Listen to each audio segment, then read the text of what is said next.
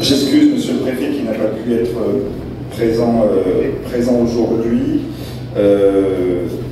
Madame la représentante de l'Agence régionale de santé, Monsieur le Président, Monsieur le député, Madame la sénatrice, Monsieur le maire de Tarbes et président de la communauté d'agglomération Tarbes-Lourdes-Pyrénées, Monsieur le maire de Lannes, merci de nous accueillir aujourd'hui dans cette belle salle. Mesdames et Messieurs les membres du Conseil de surveillance, Mesdames et Messieurs les élus, Mesdames et Messieurs les membres de l'équipe de direction, Mesdames et Messieurs les membres des équipes médicales, soignantes, administratives et techniques, Mesdames et Messieurs les membres de la communauté hospitalière, Mesdames et Messieurs en vos grades et qualités. Je suis très heureux de partager avec vous cette cérémonie des vœux pour l'année 2024, alors même que nous venons de terminer une année 2023 particulièrement intense pour notre établissement.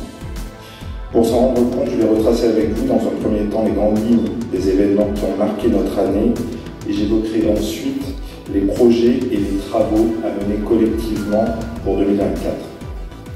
2023 est marqué par une activité qui continue d'être soutenue dans notre établissement. Pour concrétiser cela, je vous donne quelques chiffres d'activité qui ne sont pas encore définitifs mais qui ne devraient pas beaucoup varier.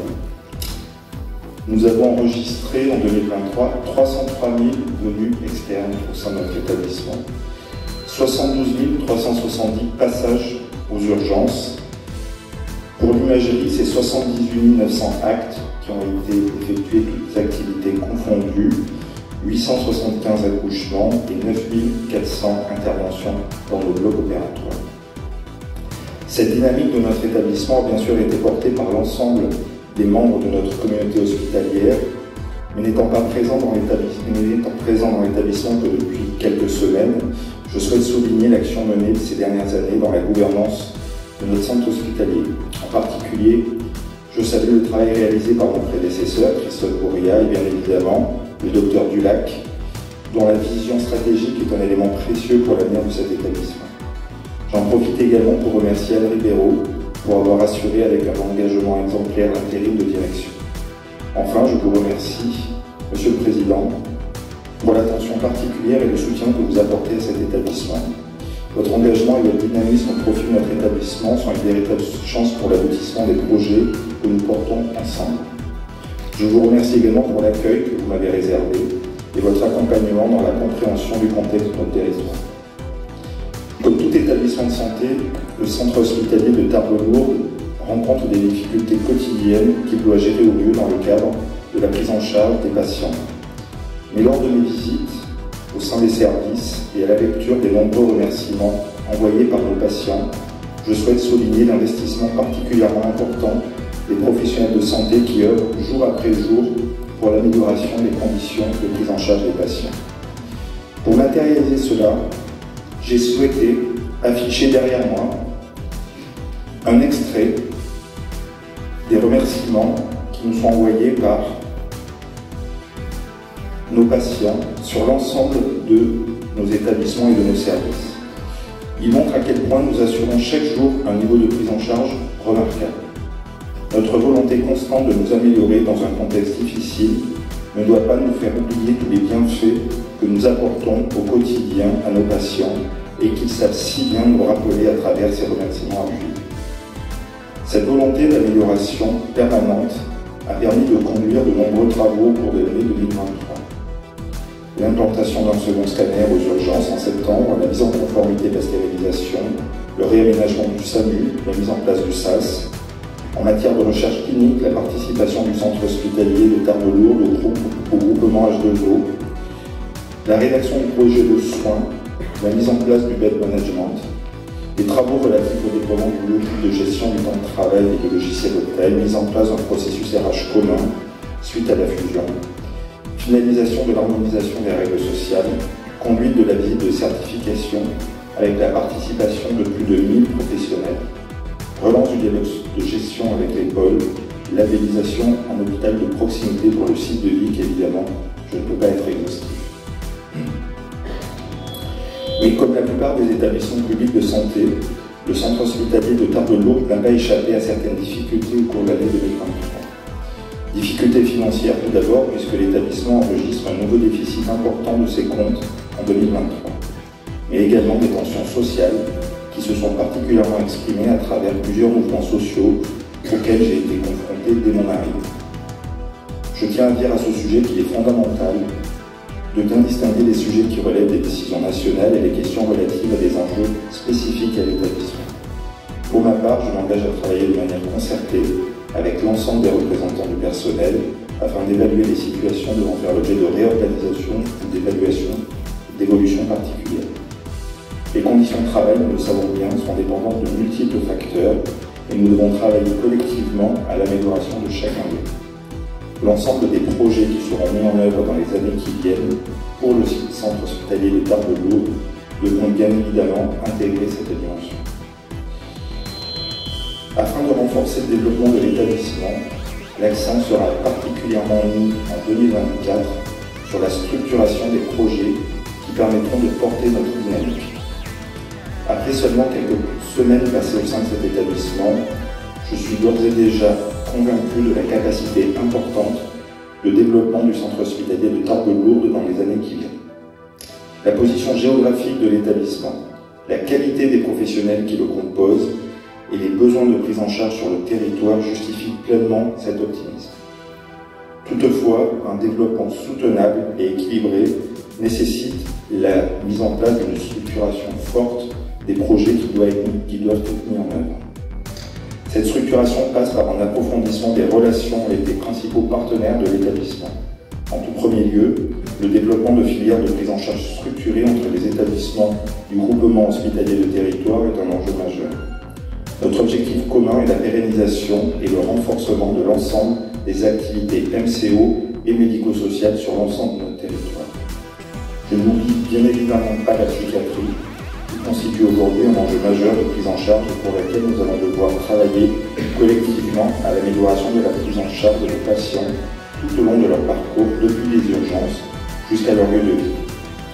La revitalisation du fonctionnement de notre groupement est donc une condition sine qua non de cette capacité de développement territorial. Je souhaite également que nous puissions continuer à travailler avec nos partenaires du centre hospitalier de Pau, avec lesquels nous avons de multiples collaborations indispensables à la continuité de certaines activités sur nos territoires communs. Il est indispensable que nous puissions continuer à œuvrer dans le cadre d'un partenariat équilibré et de co-développement. La structuration des relations avec le CHU de Toulouse doit également être poursuivie afin de continuer à développer des activités spécifiques au sein de l'établissement. Les champs de collaboration entre nos structures sont nombreux et particulièrement importants pour assurer la continuité du centre hospitalier de Tarbes-Lourdes en tant que centre hospitalier de recours sur son territoire. En outre, je souhaite également que l'établissement soit partie prenante dans la construction de relations fortes avec la médecine de ville sur le territoire. À ce titre, la participation du centre hospitalier de Tarbes-Lourdes aux activités des CPTS du territoire constituera un axe important de structuration de ce partenariat. Au sein même de l'établissement, des travaux spécifiques relatifs à l'organisation de certains services doivent permettre l'optimisation du fonctionnement de l'établissement. La mise en place d'une nouvelle organisation du bloc opératoire doit par exemple permettre de répondre à un besoin croissant en termes de plage opératoire et de couvrir les besoins de prise en charge sur l'ensemble de notre territoire. Cette structuration nouvelle doit également répondre à un objectif d'amélioration des conditions de travail au sein du bloc opératoire. Je ne peux tous les citer, mais des travaux spécifiques visant à retravailler les organisations au sein des différents services de l'établissement sont déjà en cours et d'autres seront lancés en 2023. En parallèle, un travail particulier devra être conduit afin de structurer la mise en œuvre du projet médical qui a donné lieu à des travaux particulièrement riches.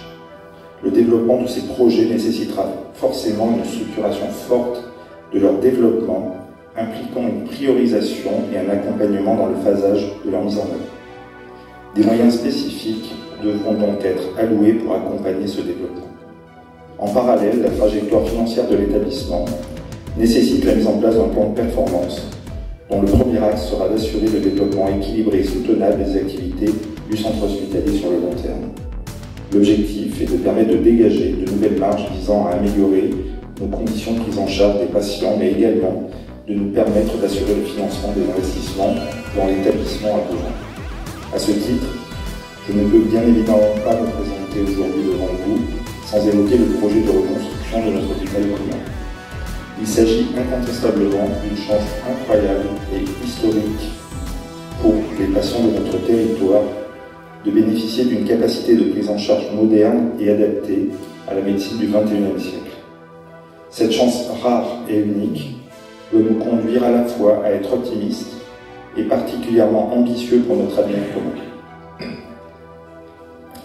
Quels que soient les doutes et les difficultés qui ont accompagné la mise en place de ce projet, il est aujourd'hui certain que cette étape décisive sera franchie dans les années qui viennent. Bien sûr, de nombreuses questions sont encore à résoudre et c'est bien normal pour un projet de cette envergure. Les questions relatives aux nouvelles organisations, au financement, à l'avenir des sites existants ou encore aux voiries et au réseau d'assainissement restent encore largement à préciser. Nous disposons pour cela d'une coordination extrêmement forte sur notre territoire avec l'ensemble des acteurs concernés sous l'égide de nos autorités, en particulier de notre préfet que je remercie pour son soutien indispensable en coordination avec l'Agence régionale de santé. Cette coordination doit nous permettre de répondre aux multiples interrogations et d'intégrer les attentes et observations de l'ensemble des acteurs sur les impacts de ce projet. Sur les questions d'ordre médical et soignante, un travail important a déjà été réalisé dans le cadre de la validation du projet pour établir les projections d'organisation future. Sur cette base, nous allons collectivement, au sein de l'établissement, conduire un travail de mise à jour détaillé de l'ensemble des hypothèses préalablement validées. Cela est indispensable au vu de l'évolution du contexte, mais également des techniques médicales et soignantes dans les années à venir. Notre communauté hospitalière se doit de porter une ambition forte de création d'un centre hospitalier de référence sur notre département. Cette formidable opportunité ne doit bien entendu pas occulter la nécessité de régler les problématiques existantes durant la période qui reste à couvrir jusqu'à l'entrée dans notre nouvel établissement. Malgré les difficultés existantes, cette période doit nous permettre de continuer à développer des projets structurants au bénéfice de nos patients. C'est pourquoi nous devrons trouver les moyens d'investir pour soutenir les projets de développement de nos activités. À titre d'exemple, et là aussi sans être exhaustif, je peux d'ores et déjà vous citer le développement de la toxicologie médico-légale en lien avec le parquet de Pau, l'informatisation du bloc opératoire, la réouverture du CESU, l'amélioration du développement de la communication interne et externe de l'établissement, l'extension de la plateforme de remplacement Hublot, la transformation de l'île de SMR en lit de médecine gériatrique et post-urgence gériatrique sur les sites de l'Aiguerotte et de la Bastide, un projet de reconstruction également de 80 lits d'EHPAD sur Viton-Bigorre. Au-delà des bienfaits qu'elle apportera à notre établissement commun, la fusion le 1er janvier de cette année des centres hospitaliers de Tarbes et de Lourdes génère, et c'est bien normal, des incertitudes, voire des inquiétudes, quant à la place et au rôle de chaque activité au sein de ce nouvel ensemble. Nous allons donc devoir ensemble continuer à travailler de manière étroite sur les modalités concrètes qui nous amèneront à identifier les voies de progrès pour l'ensemble de notre communauté.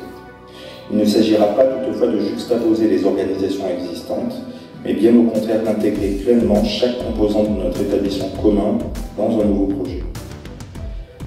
Je tiens à ce titre à rassurer l'ensemble des acteurs des différentes structures sur mon regard pleinement neutre sur les décisions de réorganisation à prendre pour l'avenir. Il n'y aura aucun parti pris, mais simplement une volonté de partager de manière méthodique les différentes options possibles en intégrant 3 grands objectifs. La sécurisation de la prise en charge de nos patients, l'attractivité et la qualité de vie au travail de nos professionnels et l'amélioration de l'efficience médico-économique de nos activités. Ainsi, l'ensemble des travaux réalisés précédemment seront revus à l'aune de ces objectifs pour identifier les hypothèses qui nous permettront au mieux d'atteindre une acceptabilité globale du projet.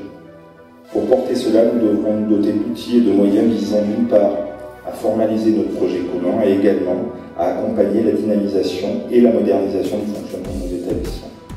Je vais prochainement étudier cette question avec l'équipe de direction pour identifier la meilleure approche possible sur ce sujet.